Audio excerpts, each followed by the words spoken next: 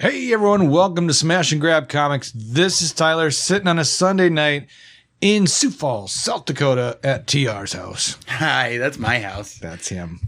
How's it going? Good, man. How's everything going for you? Pretty good. School's been crazy. You know, we're doing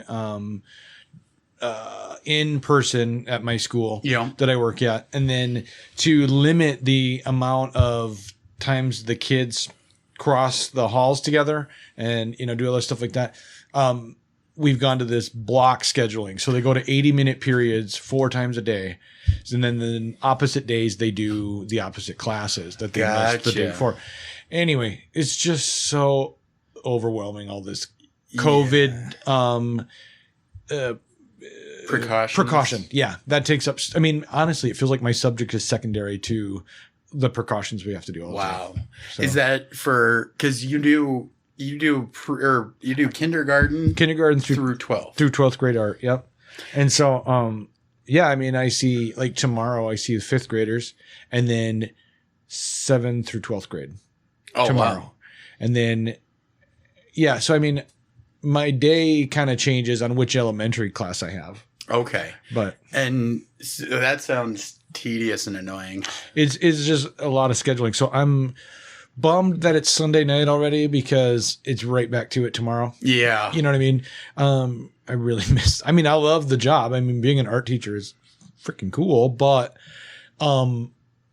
not during COVID. I don't know what the right answer is. I know I'm getting wore out and it's only been a month.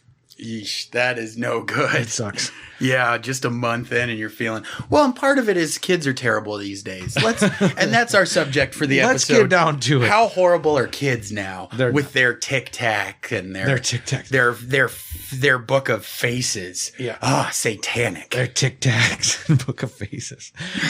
Speaking of TikTok celebrities, JP Jones is gone tonight. Is he a TikTok celebrity? I don't know. Oh, my dog is. Which one? The blind one. Oh, okay. He's got like just shy of 30,000 followers. That's awesome. And one video has like over 1 million views, which is preposterous. What was it about that video that caught people's attention? Because this was a real phenomenon that happened to you, where your video went viral on your account that was, you know, for Bud. Yeah. So the first one that kind of went viral was the first video I ever posted just talking about Bud. Yeah. How he's diabetic, blind, he beat cancer. Yep.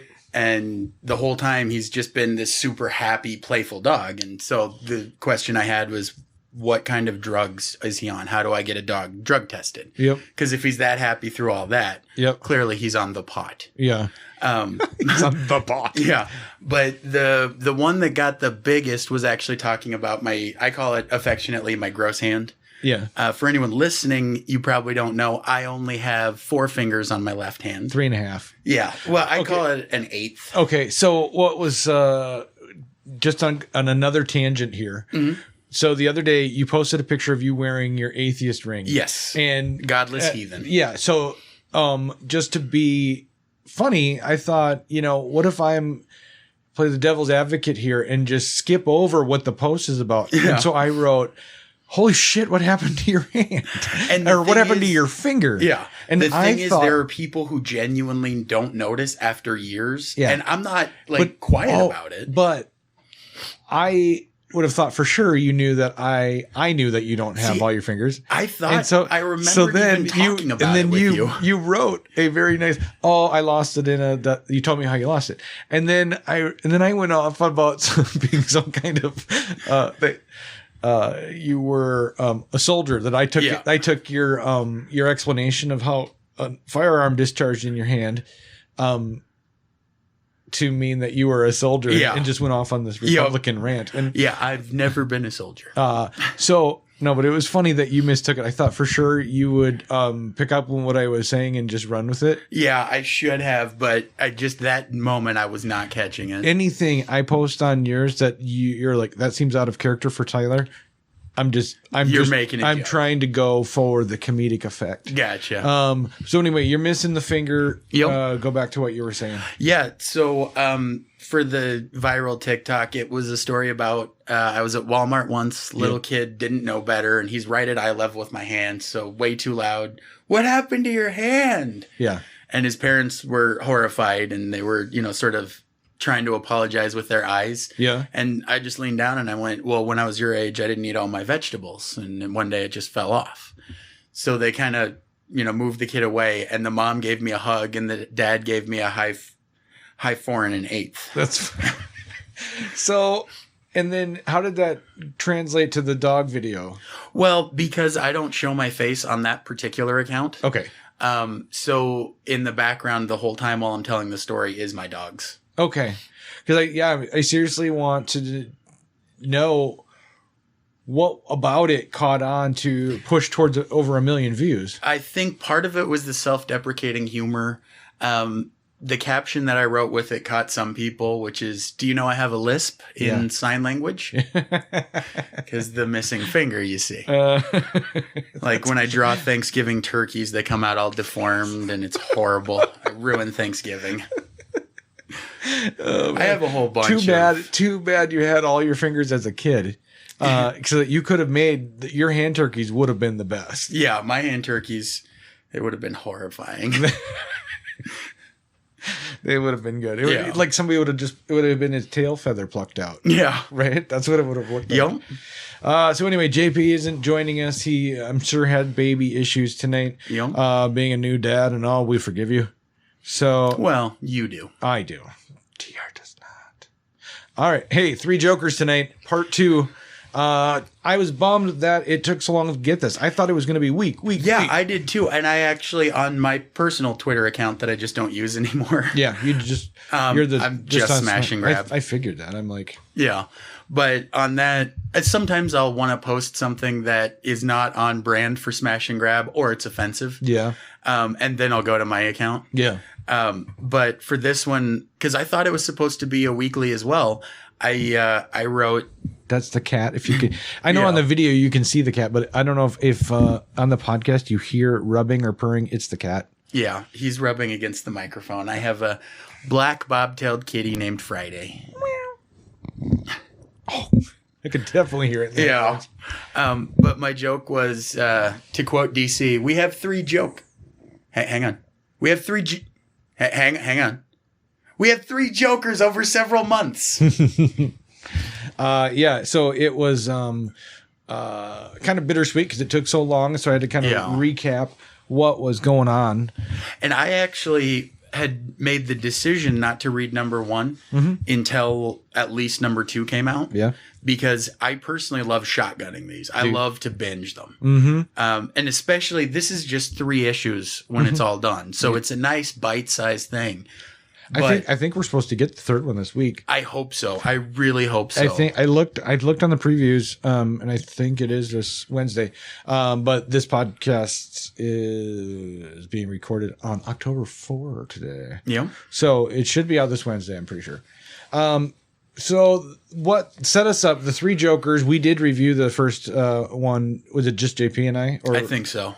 Because we did talk about, or maybe I just mentioned it briefly in an episode, but in the first volume, just a quick recap, we find out that there are, in fact, 3 crimes happening simultaneously, and all of them appear to be the genuine Joker. Right.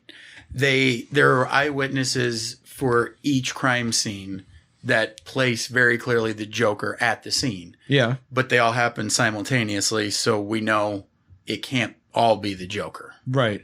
And then, so we also find out, like, each one had their experiences were with different events in Batman's life. Like, one Joker was the Joker that shot Barbara. And there was a Joker that killed Tim. Or not Tim. Jason. And there was the Joker that... So these different big events in the Batman mythos, it seemed like each one of them kind of had some of those events in their lives. So you see that these are definitely a result of the multiverse coming back into focus, regular storytelling. Yeah. You know what I mean? Or what's your takeaway? Do you think what's going on? I think there is the possibility that there are three guys like the original Joker. Yeah. And then the older looking one. Yeah. And I think he created another Joker to be better than himself, because that's the ultimate joke, is one that you're not even there for. So you saying that for quite a while there's been three Jokers operating, and as Batman fans we're going, oh my god, all the way back in the New 52 or earlier.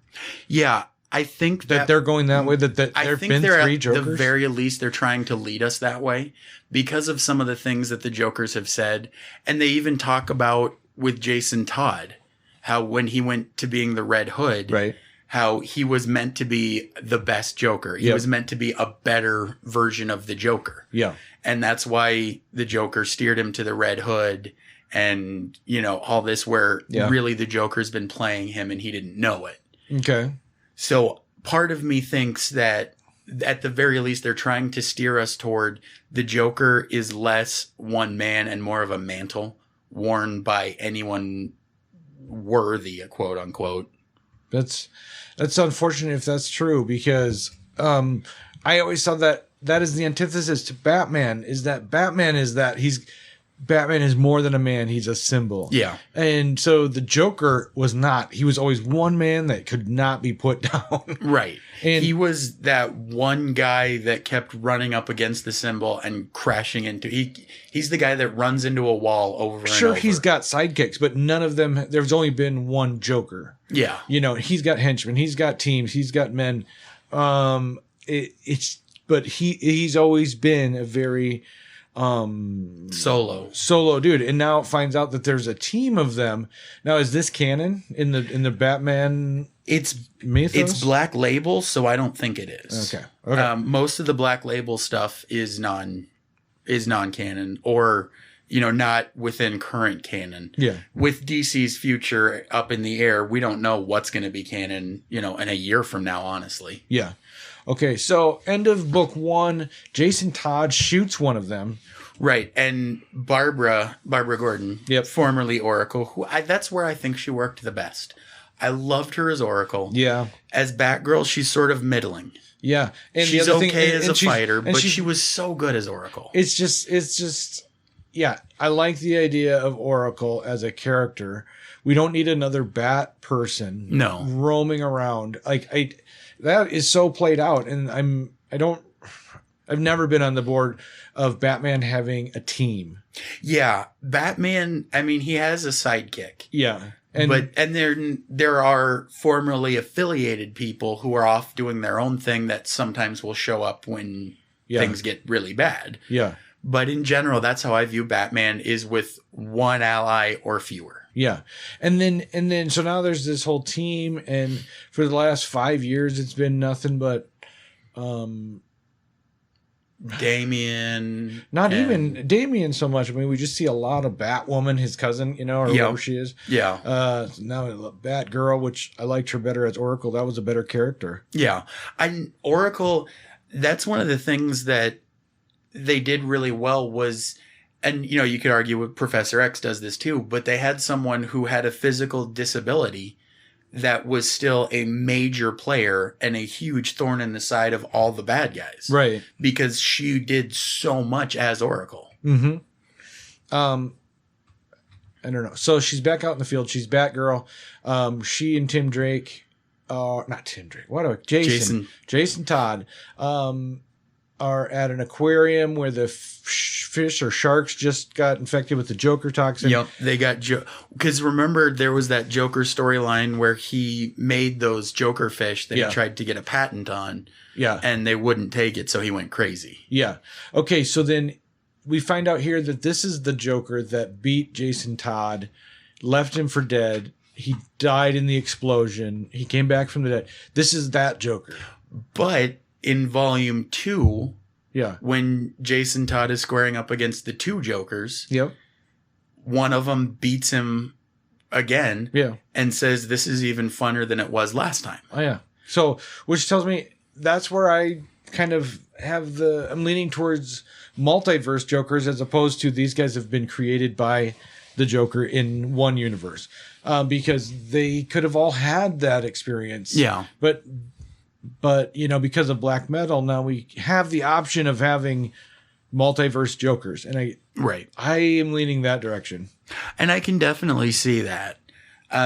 But I think one of the directions they're trying to lead us down is the idea that because in Death of the Family, they revealed, if you read the full big version, and if you get it in trade paperback, there's like a Joker compendium. So you're talking about the New 52 timeline where after his face gets cut off. Yeah, he cut it down. Okay, that's where you're talking about. Yeah. Okay. Death of the Family. In that, you find out Harley wasn't the first Harley.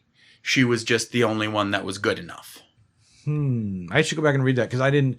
I read it at the time, and I have it in trade, but I don't have the Joker. It's not in trade. In the regular trade paperback, it's not in there. Okay, but there's like a Joker Death of the Family. Yeah, that is the compendium. To add on. And that's what I haven't read. I should go back and read that because New 52 Batman was definitely my favorite.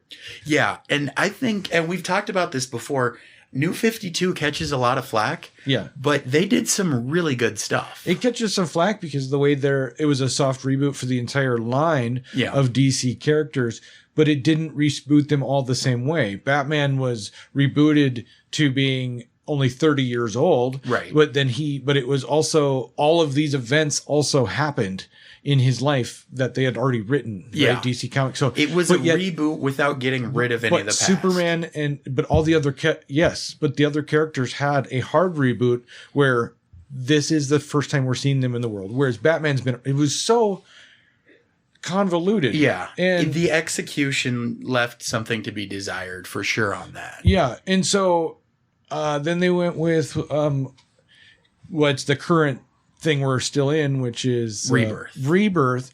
I don't think they're using that branding anymore. No, it's the regular DC universe. Yeah, but at the time of them rebooting into this, they were calling it Rebirth, and then we were about to get new reboot again with 5G, but that's been scrapped, thank God. And it was too many. Honestly, Rebirth felt like too soon already. And so to have 5G happen again so fast. Too soon. The first volume was 70 years.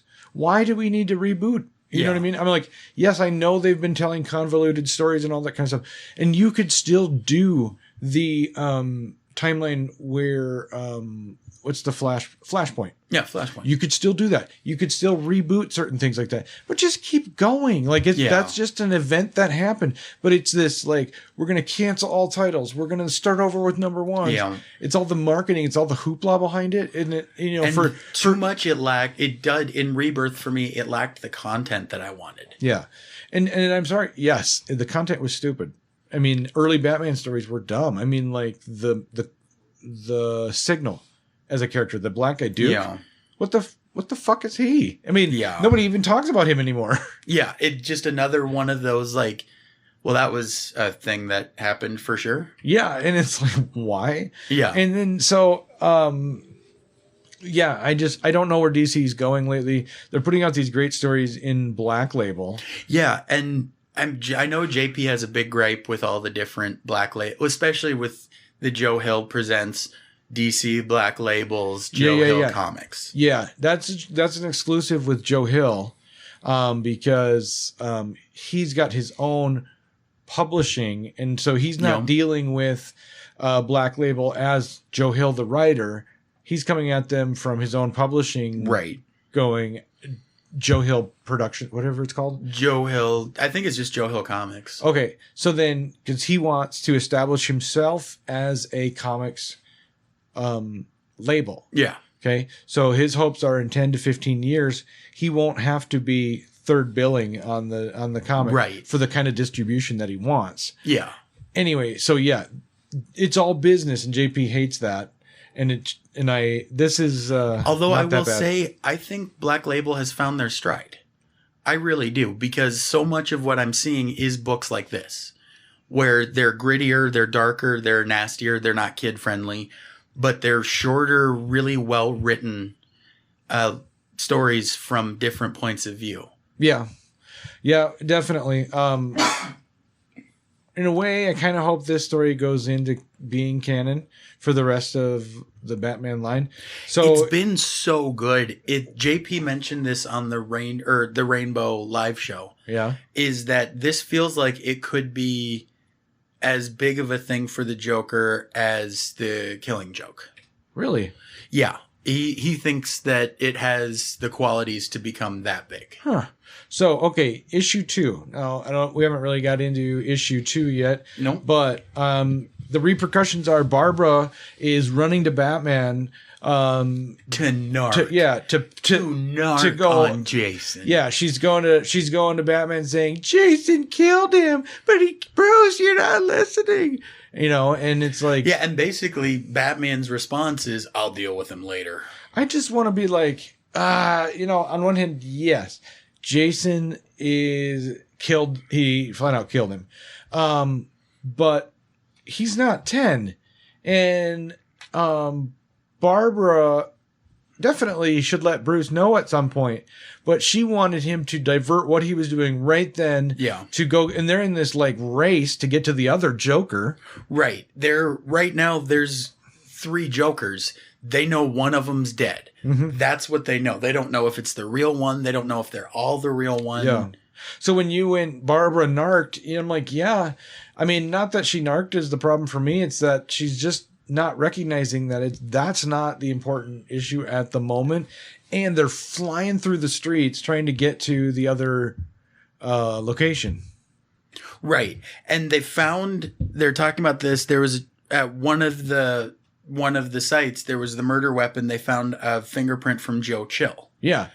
So he's trying to deal with that. And Barbara's like, but what about Jason? This is the guy that killed my fucking parents. Yeah. And actually it ends with, and really interesting, I want more now, is the Joker goes to Joe Chill, puts a camera on him and says, why did you really kill Thomas and Martha Wayne? Yeah.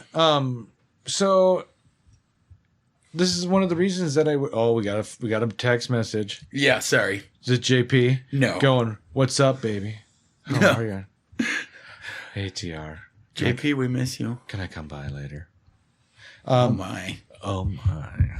Come back, Papa Bear. We're jumping back. Jumping back into this story. Yeah, sorry about that. We also find out that the other 2 Jokers are just finding out that the third Joker's been killed. Right. And the one at least is super unhappy about that. Mm-hmm. Jason makes his way to them as well at the same time that Bruce does. Actually, Jason gets there and accesses the Bat computer through his helmet. Yeah. And they find him because of that. They actually hadn't put together where he was. Jason found it because of chlorine that the helmet picked up on one guy. Yeah. So, and it's Jason accesses the Bat computer, which alerted Alfred. Not Alfred. Alfred's dead. Bruce. Lucius, right? Who then told Bruce. Anyway, Bruce was alerted. Somebody was using the Bat computer remotely. Right. And they knew that it was from his helmet. So they knew who it was. And they just triangulated where he was because he used the Bat computer. Yeah. So that kind of just, I don't know. Do you think Jason would have thought of that ahead of time? Well, I think he did it on purpose. Oh. Because he wasn't quite sure what he was going into. Yeah. And he definitely wanted to go in himself, but he also wanted backup in case, and he needed it. Yeah, so he went in. They've stripped him naked. They've tied him to a chair. I think they stripped him naked just to humiliate him. I mean, the last time he was in this situation, he was a young, late teens, young boy. Yeah. And he was strapped to a chair, beaten to a pulp, and then blown up. Yeah. And his mom was there as part of that whole thing to get him trapped there. Yeah. And the Joker the whole time is talking about how what I did, you're my Robin. You're not Batman's Robin. You're mine. Yeah. He's talking about, you were reborn. You came out of your shallow grave. I mean, you think I'd didn't kill you on accident. You Yeah. think that was an accident? No, you're alive because I wanted you to be alive. Right. I thought the version was that he was resurrected in the Lazarus pit. Yeah, but this one, they're saying that he clawed his way out of a shallow grave. Right. And so that confused me when I read this. So I'm like, wait. Anyway, yeah, they really give him a hard time that he picked up the mantle of Red Hood after he was resurrected. You know, what does that say about you? You were supposed to be the next Joker. Yeah. And he says, no, it was to mock you guys. Yeah. And, you know, they're saying, no, it's because you are us. Yeah. So they are torturing him, and it's the two Jokers, the old one now and the what they're calling the criminal, right? Isn't that what they labeled him in the early pages? The criminal and the comic? Yeah, the criminal and the comic I think are the two that are left. Well, because the one... the criminal, I just found it. The criminal is the older one. And then the one that... Because there's one of them that's fantasizing about this really weird dinner. He's having this... Like, before he finds out the other Joker died. Yeah. He's having this fantasy about this weirdly captive family being forced to eat this really weird, gross dinner.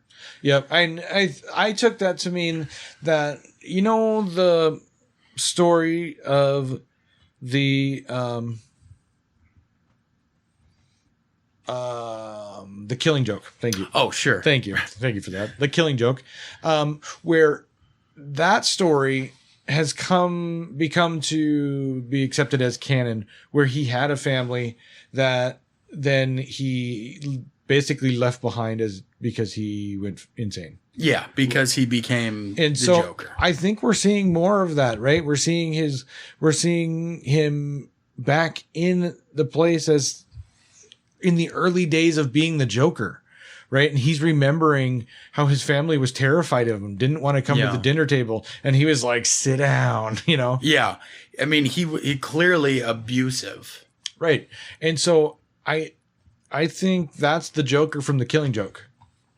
That would make sense.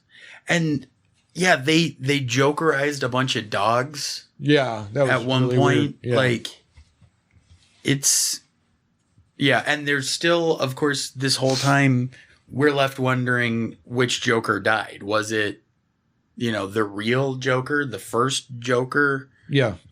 And it just goes, you know, my theory that it's all multiverse Jokers operating together right now, that they all have similar experiences. I'm sure they're all a little bit different, but that they all have similar experiences. Like both of them could have been the Jokers that beat Jason Todd. Yeah. Well, and then one of them, the criminal, they call him. Yeah. The older one, while he's laughing, like he's tearing up. Yeah. And Jason Todd's like, what the hell's wrong with you? And I'll let you in on a secret. It hurts when I laugh. Yeah. And they bring that back again when they're beating on him. You know, does it hurt when you laugh? And they just start beating him. Yeah. That was a creepy statement too, because I can imagine if, you know, the nerves or damage in your face, those that continue on camera, right? So much that your face is stuck in this creepy grin, you know, like, and then you genuinely laugh. I bet that would hurt. Well, and I mean, there are some versions where instead of like a virtually like rigor mortis smile on his face, there's some where it's the Glasgow smile. Yeah. Which is what the Heath Ledger Joker was. Yeah. The Jack Nicholson was the other one where it was like. Yeah. Because of the botched plastic surgery, like his mouth. That's why he talked like this. Yeah. Because his mouth was so abnormally smiley. Yeah. And so the other Joker, the Jack Nicholson Joker was much more the, like his rigor mortis. His face was stuck that way as opposed to there's scarring. If you don't know, a Glasgow smile is when you have scarring coming out from the corners of your mouth. That was the Heath Ledger one.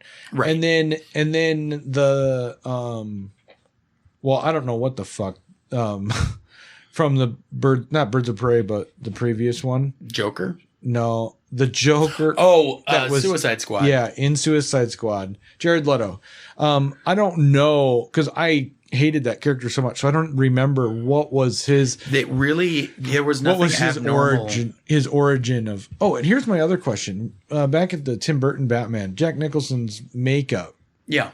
Okay, so did he wear the clown makeup because of the scarring, or was he dyed those colors when he fell in the acid? He was not dyed those colors, and I only remember that because he wipes off his makeup at one point. He doesn't have it on when he's talking to some other guys. Yeah, and then he's wearing an overabundance of like flesh-colored makeup later when he's on TV. Yeah, it's weird. It's like looking back, I'm going to rewatch that movie, but how Tim Burton him and Jack Nicholson handled the Joker was really out of left field. Yeah. I will say for the time it was scary. And I mean, it might have been of the era, but I still think definitely did. He was much more the gangster, right? The Dick Tracy kind of like. Yeah, he was definitely much more of the mob boss. Joker. Yep. Which that is one of the things that I personally like about the Joker is there are so many versions of him. Well, yeah, because the character's been around for 80 years now, and which is great. So they have all these versions, but now they're trying to bring them together as if all of these different versions were actually different Jokers. People. Yeah. Okay, so we're at the end of it now where all these zombies. These weird Jokerized zombies, sort of. They were floating face down in a swimming pool. Yeah. So, I mean, do they not need to breathe? Jason Todd goes in there and goes, holy shit. I mean, it just freaked him out. And one of them does the help me and tries to grab him. Yeah. And that was enough of a distraction. So the Joker's just knocked him out. Yeah. And that's when he wakes up all tied up and naked. Okay. So we're back to being tied up and naked. They are taunting him. They put the Red Hood mask back on him. Yeah. And then they put a Joker smile. They paint a Joker smile over the Red Hood mask. Yeah. And then someone hits him and everything goes red. Right? Yeah. Isn't that how? Yep. And like one of them hits him hard. Because they told him that. Oh, yeah. I'm still rooting for you, kiddo. Why? I hope you rise back up and prove us wrong as the Joker. And then just hits him again with a crowbar again. Yep. So everything goes red for Jason. Right. And then we see, flip the page there. Right? Oh, yeah. Okay. So then we got all these bodies that came out of the chlorine. Yeah. Because now Batman's there. Batman and Batgirl finally are caught up with Jason. And when they get there, it's this huge trap of just all these zombies. What did you think of the art in this? I loved it. I'm a big fan. Yeah, Jason Fabok. I mean, here, I'll kind of try and... Or Fabok? Fabok. I'm so bad with names anyway. Yeah, I really like his art. It makes Batman... it really uses a lot of good grays and blues to really bring out the grittiness, even of Batman's cowl, you know? Yeah. And sometimes the yellow for Batgirl it feels weirdly out of place. This feels like a dirty yellow, like an old rubber boot. Yeah, you know. I don't know. It's something about the way it was done looks more natural, and even Batman's belt, because sometimes that yellow just sticks out weirdly to me. Yeah, but here, I mean it did have that sort of gritty, dirty look to it. Mm-hmm. All right. So what's going on? The swimmers, all these people that were in the water are coming up. They're like, it just feels like they were bodies that were being prepped to be Jokers as well. That were then thrown away. And now they've got Jason to prep him to be the next Joker. Yeah. I think like either that or they were specifically made for this plan when Batman shows up to lay a trap for him. Okay. And obviously they end up getting out of the trap, but they almost, it wasn't because of something they did. It was a happy accident. Okay. I was like, were they being used beforehand? Yeah, I don't know. Because before the trap, you know what I mean? Yeah. Like the first time we see them, they're just floating. Yeah. All right. So Jason is cowering in the corner, it looks like, when Batman comes in. Yeah, and the first thing he screams is, "Don't touch me," to Batman. Yeah. So once again, Jason's been broken. I don't know. This is getting really played out. I'm sick of the Jason Todd stuff. I understand but that. But then in this book, though, you really get a good sense of how he felt. And the difference between him and Barbara, because in this version, he just wasn't dead when he was buried, so he crawled his way out. Yeah. And Barbara, when she was shot, she had all these people helping her. Jason, since everyone thought he was dead, no one helped him, so he was just on his own. Yeah, and so he developed this,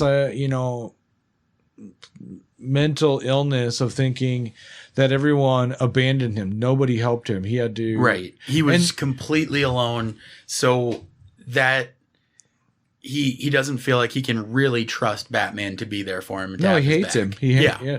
And that the Joker brings that up. Who do you blame for what happened to you and how you recovered? Yeah. You hate Batman as much as I do, and that's why this is going to be perfect. Yeah, and then Barbara, she's reminding Jason that, like, because Jason's saying, you had this, you had that. And she said, we didn't know. Yeah. And neither did Bruce. We thought you were dead. What did you, and she made a point to say, even Bruce. So they didn't write this, but it would have been great if Jeff Johns would have just going, or Scott Snyder, Jeff Johns. Okay. So it'd have been awesome if Jeff Johns would have been like writing as Barbara. What the fuck did you want him to do? Yeah. And I loved that because it was like, put him in his place. Cause I'm sick of this, no, but I'm not victim mentality. Yeah. I'm not Tim Drake and you all love him and you love Dick and now you don't love me. Right. You love Dick. Okay, so this one, tell us what was immature. What was the cliffhanger for this one? So the cliffhanger for this one, we'd mentioned this. There was the fingerprint of Joe Chill found on a murder weapon. Yeah, and Joe Chill has been locked up this whole time. Well, they find out he's been in a hospital wing. He had I can't remember what. He had happened. A stroke. Yeah, he had a stroke. So he was in the hospital. He'd been moved. Yep. So when Batman goes to see him, he's gone. But the Joker then shows up, puts a hat on him, puts him on camera, and says it's finally time to confess. Why did you really kill Thomas and Martha Wayne? And that's it. Yeah. So what's your gut? What do you think they're going to say? I don't know, man. There's a lot of possibilities for this. I mean, the Joker might have put him up to it. If it is the multiverse thing, then I'm going to say the older Joker came here and he was waiting for a Batman. So he created one. He saw where the Batman had been created in his universe. Yeah. So he created Batman in this universe. So he pushed Joe to do it. Yeah. That's not a bad idea. Then it would show that it would lead back to the Tim Burton Batman where, his Joker was the guy that whacked the Waynes. Yeah. Although I don't like to victim blame, but if you're going to be in some place called Crime Alley, the more you know. Bum, bum, bum, bum. I think it was changed later. No. We're going to disagree on that. So yeah, we 3 Jokers, one more issue to go. I'm super pumped to find out what it was. Too. So do you think this is Killing Joke worthy? It really depends on the ending at this point. It has the possibility to build up to a huge, amazing finish. Uh-huh. It also has the possibility of petering out and leaving us disappointed. I mean, I'm already kind of bummed that it was like, say the real reason. And I know what we're going to find out. We're going to find out that someone put him up to it. Yeah. Yeah. Okay. I mean, in various iterations, there have been, like, someone did set him up in different versions. Yep. So it's just a question of, is this going to be one of those, or... I because it's like, tell us the real reason. What? I just didn't like their clothes. Whatever. I mean, it could even be like, Thomas Wayne done me wrong. Yeah, exactly. I'm just like, I don't know. I hope we're not going to just get the next issue and just be like, oh, what a letdown. Yeah. Yeah. But I mean, so far, based on the writing, it's a healthy build. Yeah. They're not making it bigger than it should be. No. Which too many comic book events now do that, where they get so big so fast. Yeah. And it's getting old for me, because at some point you have to come up with either, this person, all of a sudden they have God type powers, right. Or, ooh, look, here's a new Omega level mutant, or. Well, the nice thing is that this was obviously planned out beginning to end.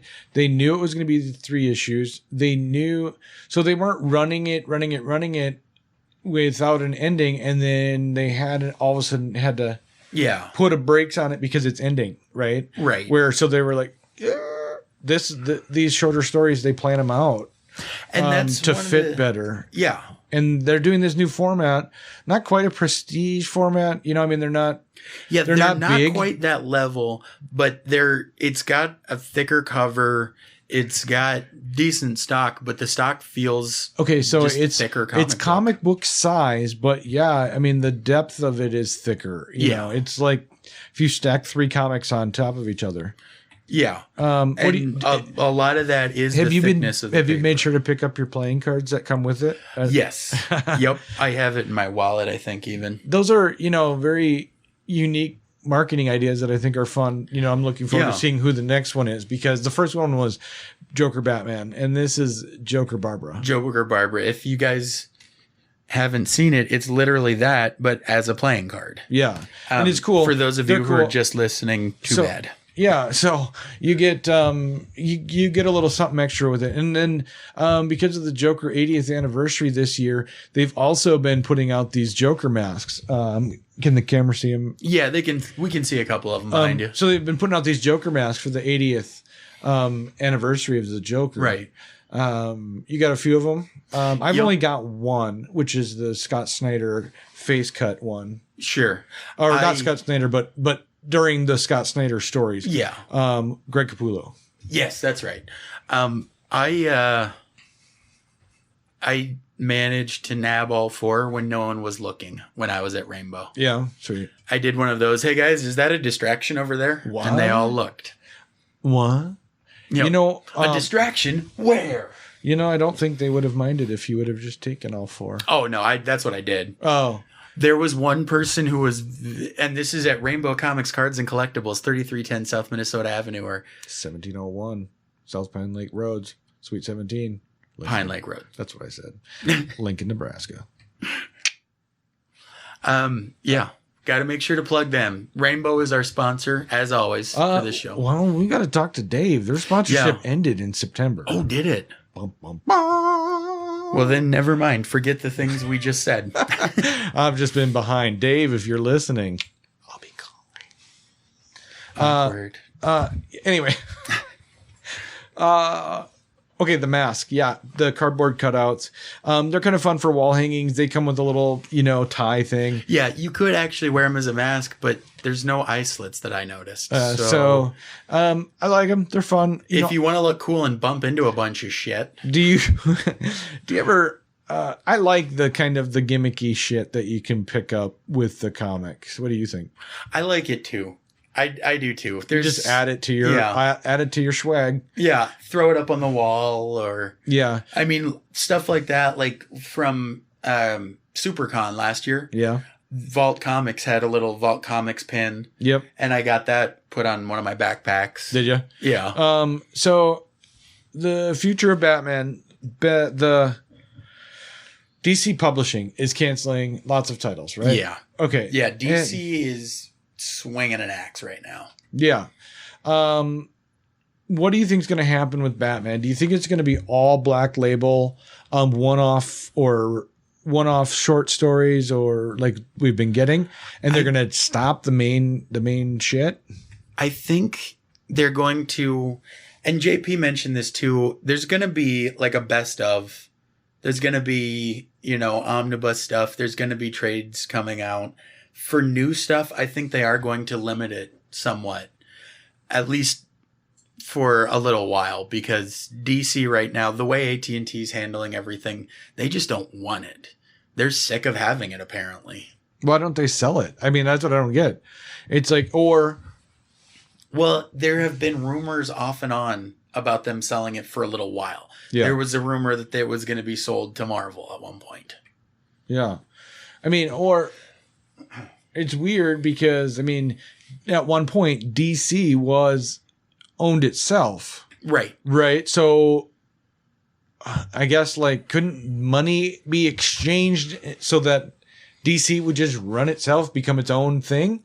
Yeah. I mean, in some way. It gets complicated there because then there's all the rights for the movies, for TV shows. So that's where things start getting muddy. And I think that's where they're running into a lot of problems because Warner Brothers definitely wants to keep doing the movies. So AT&T is behind that, but they just don't want the publishing thing. Okay. And we've mentioned this before, the DC Universe, their version of Marvel Unlimited. It used to have a bunch of original shows that you couldn't get anywhere else. Yeah. They've moved almost all those to HBO Max. The ones that aren't there are going to be. They've already announced everything is going to be on HBO Max. And they're going to change DC Universe to be just like Marvel Unlimited, where it's just comic books. I really like Marvel Unlimited in that, you know, the way it's set up. I wish they were a little faster with their new material. Yeah, that is the reason that they do that is you're already paying. It's a premium app. You already have to pay $5 a month for it. Yeah. So or is it 10? I don't remember. But the point is that it's a subscription based thing, and you get 6-month-old comics is the newest, I think. That to me feels a little bit. I don't know. It feels like $1.99. I think it's worth now, not whatever they're charging me. Yeah. I enjoy all the back issues. I love having pretty much anything I've searched for. I found, like you said, 6 months ago or older. Mm-hmm. But I would rather pay. I read almost. I would say, out of my comics this week, I would say probably 20% were not Marvel. Okay, so 80% are Marvel. I just feel like I'm giving them so much of my money all the time. Like, I just want more from what I'm getting out of the app. Yeah. But is DC going to have brand new comics right away released? No, they're not going to do that either because they're worried about losing that, you know, especially on specific issues that are, you know, big number issues or big event issues. Mm-hmm. They want that money, the variant covers. They still want to get that money from selling physical copies. Oh, yeah. So I think they're sticking with that as well, which it makes sense. I mean, but maybe they could do like a premium version of the app where you can get week-old comics or something. Yeah, that would be kind of cool. So what do you think of what do you think is going to happen in the publishing? Do you think they're going to cancel everything? I don't know. Do you hope they do?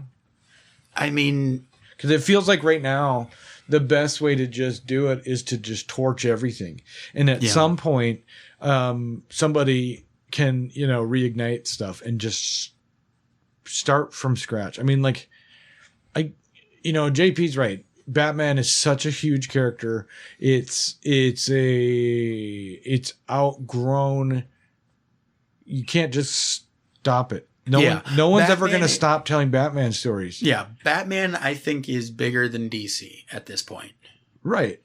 DC Comics can close its door, but like a world where there's no Batman coming out, right? No comics, no. Yeah. Well, the comics one, it would be crazy to think of because that's the original and it's still going. Yeah. Right. I mean, and at this point, like that's really rare because usually the source material dies out long time ago and something, and then that more popular thing, in this case, Batman movies are probably more popular than Batman comics. Yeah, I would say so.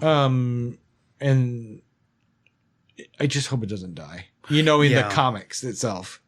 That really the character will never die. No. There'll be new Batman material. Yeah, there'll be shows. There'll be. I mean, and this isn't for my age group. This isn't uncommon, but the Justice League cartoon and Justice League Unlimited, Batman was so good in that. Was he? Oh yeah, Batman was fantastic in that whole thing. Do you find yourself more of a DC person than Marvel? Yeah. Why? I don't know. It's the specific characters that I like, I guess. because literally the only thing I like about DC is Batman and his rogues gallery and I like the villains that DC has generally more. Like Lex Luthor to me is really interesting because he's essentially a super smart racist. Yeah, it's a good way to put it. Yeah. And you like racists? Oh, love them. I just find the rest of it boring. I find Superman so incredibly boring. Like, do you find him overpowered type of thing? Just the whole story. You know what I mean? Yeah, he's overpowered. So then I'm like, it doesn't make it fun, you know. And then I don't know. I'm always bored. Flash stories I used to really like, you know, but it became just such a repeat of who's running faster than Flash this week. Yeah, Zoom, reverse Zoom, you know, whatever. Yeah. Reverse Flash. That Flash just became reruns all the time. And I've never had a hook into Aquaman.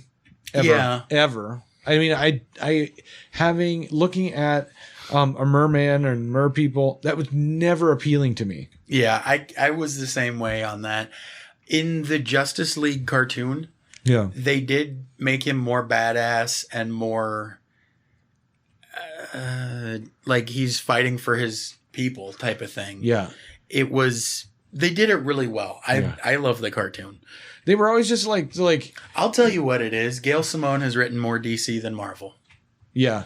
And you're a Gail Simone follower and fan. Yeah, I love Gail Simone. Her Secret Six run was preposterously good. Her Wonder Woman stuff. Yeah. The Circle for Wonder Woman. Was it Batgirl that she wrote too? She did Birds of Prey. The New 52 Batgirl. I think so. I mean, there's so much stuff that I'm trying to catch up on. So, yeah, she's so good. But for me, DC is too, like good guy. You know what I mean? Like Justice League. Even that name, it's like it's so shiny. You know? And it's like bright. You know, even like Green Lantern, right? Even his oath is just. So that is cheesy. In brightest day, in blackest night, no evil shall escape my sight. Let any who worship evil's might beware my Green Lantern's light. Yeah, exactly. That's my point. You know, like, and that doesn't appeal to me. This patriotism that Superman brings. Well, and Superman is not an American. I know, and he renounced his U.S. citizenship a while back. Oh, okay. Like Superman as Superman, not Clark Kent. Okay. He went up to the UN and said, I'm not an American citizen anymore. Okay. So, I mean, our Superman stories very compelling lately. We never talk about Superman. I haven't read. I mean, the last one I read really was Superman Smashes the Klan. And that was one that did appeal to me only because of its, the amazing story behind it. Yeah, that and just the brevity, right? You know, it's like, something to kind of laugh at. We can laugh at these Nazis, you know? Yeah. Well, and that was Superman in real life did play a big part in lowering the numbers of the KKK because they aired all these secret things that were these stupid rituals and these dumb like key phrases that like just they released all this moronic crap that the KKK were doing and people went, that's what they're doing? Fuck that. Those guys are idiots. That's funny. Yeah. Who did DC release that? It was the Superman radio serials. Oh, really? There was a guy who found out what the KKK was up to. Yeah. Went to the police. Yep. And said, they're like killing people and shit, right? Holy crap. And the police went, have a nice day. So he went to DC and said, Superman will help me. Yep. And they did. That's so funny. Yep. And they put it right into their stories. And yeah. They put it into their story. It wasn't the actual Ku Klux Klan. Yeah. But it was another group and they were using the real shit from the KKK. Yeah. To humiliate them. Yeah. So Superman Takes on the KKK book was a it was just a fun book. It was a retelling of the radio serials. Yeah, and so I don't read Superman regularly. I don't read Justice League. I don't read it's like I said, Batman I read because it's dark, it's gritty. Yeah. Even if you look at Marvel, they have the Avengers. That's a much cooler name. You know what I mean? It's like why DC is just all about that spit and polish and except for Batman. Yeah. Well, for me, part of what I like is how often the bad guys are so far the other side of it. Yeah. Like I bring him up a lot, but Johnny Sorrow. Yep. Being because he was the big villain for Justice Society. Yep. JSA. Yep. But having him so dark and having him be just that as evil as he was, that, you know, you just see his face and you die. Yep. And he's one of the villains that could take out Superman. Yeah. Which people, because there's that overpowered thing of Superman, but there are a lot of people that could kill him. Yeah. Anything magic based, he just does not have defense for. That's true. That's true. No. So if you're wondering, Doctor Strange versus Superman, Doctor Strange would win. I like in Marvel the fact that they use more locations based in real life. Not 100%, but DC is pretty much exclusively their own made up locations, which are usually based loosely on somewhere. Like Metropolis is clearly New York City. Yeah. And that's the thing. Is Gotham also New York? Yeah. Or is it Chicago? See, Chicago does have a darker, like... It's viewed because of the Second City thing. That's what they're known as, is the Second City. Yeah. Because of that, there is they're not quite as good as New York. And gosh, there's all sorts of crime and stuff. Like New York's, squeaky clean. Yeah. Yeah, I don't know. Yeah. Anyway, to bring it back to this, ta-da! I thought Three Jokers was good. I loved it. I liked it too. I thought that this feels like the type of stuff DC should be doing more of. Yeah, that's what I was kind of asking you. Like, do you think that the Batman, the regular series, will ever go away? I mean, sure, they'll reboot it and renumber it, whatever. But do you think there will always be a regular series with the Batman continuation? I think there will always be something. They might break it up into smaller stories like this. Yeah. Where it'll like be Hellboy. I could see it happening like that. And then hopefully they won't fuck up all the movies. Yeah. I kind of like the way Hellboy does it, where they're like, they don't have an overall numbering system. They just have, Seeds of Destruction, 1, 2, 3. And then in the next thing, it's like Hellboy, whatever the subtitle is. Yeah. 1 through 4. Right. It's like, you probably want to read this one before that one, so you know who these characters are. But at the same time, Mike Mignola is not concerned at all. See, I'm wearing my Hellboy button on camera there. Oh, very fancy. Very fancy. Mike Mignola is not concerned at all about making sure that you know that this one is number 265. Yeah. And Batman fans, Detective Comics fans, I should say, are going to shit themselves if they stop that numbering. Yeah. Because we're up to 127 now. Yep. Or I'm sorry, 1,027. Yeah. And now it's become this thing that's like, you can't stop this. You have to keep going, Yeah. It is. It's one of those.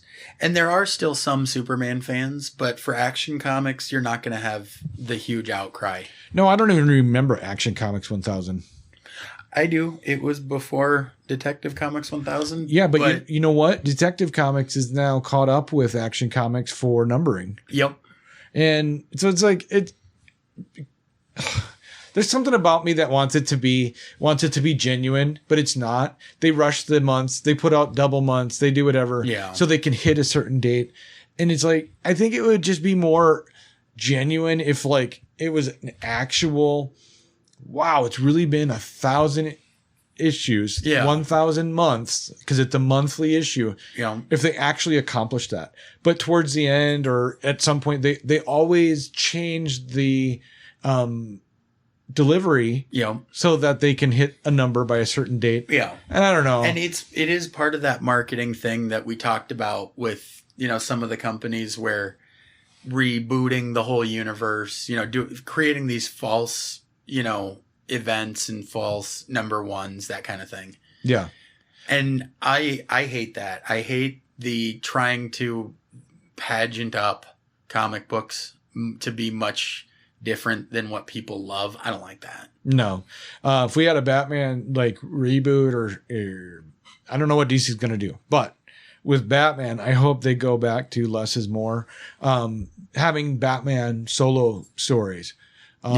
Or Batman and Robin. I mean, he needs somebody now. I mean, Batman and Lucius, because we still don't know what's going on. Yeah, who's gonna Alfred? Yeah, when is Alfred coming back? Because it's a comic book and Alfred is coming back. You know what's crazy is that like they killed off Alfred, expecting everyone to go, and like everyone was like, okay, whatever, bring him back. Well, and then bluffed us with the damn Batman wedding.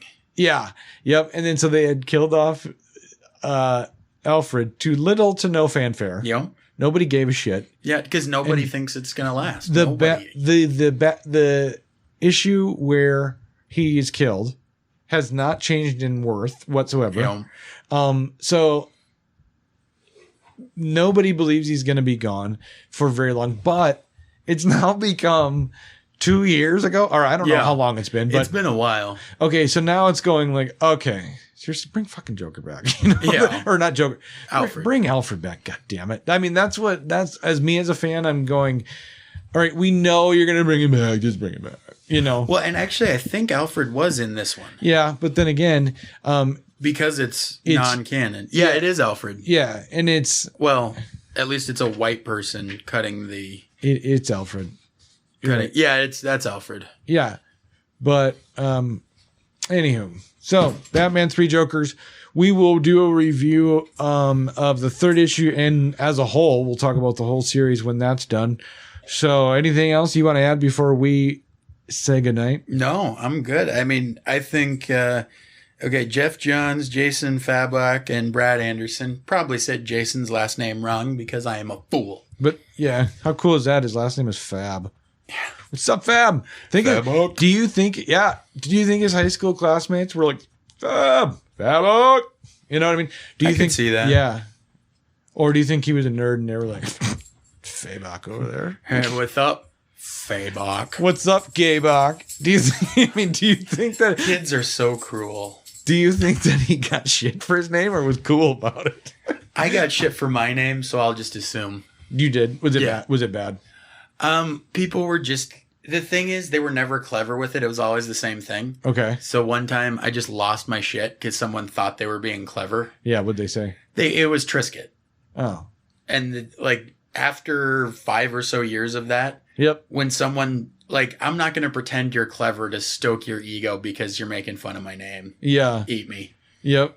And then what transpired? Well, at one point, he started telling people that I lost my shit, and that kind of changed my reputation around school. Nice. That's where I went from the quiet, unassuming guy that you could kind of get away with picking on to, oh, he's crazy. And I'm like... Where'd you go to school? I went to... in Texas, I went to schools when I lived in Fort Worth. Then I went to Edison for a couple of years here. Yep. And then Roosevelt for high school. This is probably great for our out-of-state listeners. Hey, I just didn't know you. Yeah. I spent my entire childhood in Laverne, Minnesota. I'm sorry. Yeah. Well, that's where I was born and raised. And then I went to college in Winona. I don't know if you've ever been to Winona, Minnesota. Oh, I thought you were talking Winona Ryder. She was born there, which is why her parents named her that. Oh. And then she did this series recently where it was a photography series that she did, but it was videoed, I don't know, where she went back to Winona, Minnesota, where she was born. Mm-hmm. Her parents were, I don't know why, I don't remember the story about why her parents were there, whether they lived there or they were visiting or something. But Winona Ryder was born there. She recently did some kind of photo documentary thing of Winona, Minnesota. But anyway, that's where I went to college. Okay. And then after college, I moved back to Sioux Falls, got married, in there, had a kid, got divorced. She moved back to Chicago. I moved back to Laverne because I started dating my wife from Laverne. Well, my wife from South Dakota, but she had moved to Laverne in the interim. Gotcha. Yep. So. Yeah, my most recent ex lives in Laverne. She does? That's the thing. Yep. Oh, cool. Maybe we're neighbors.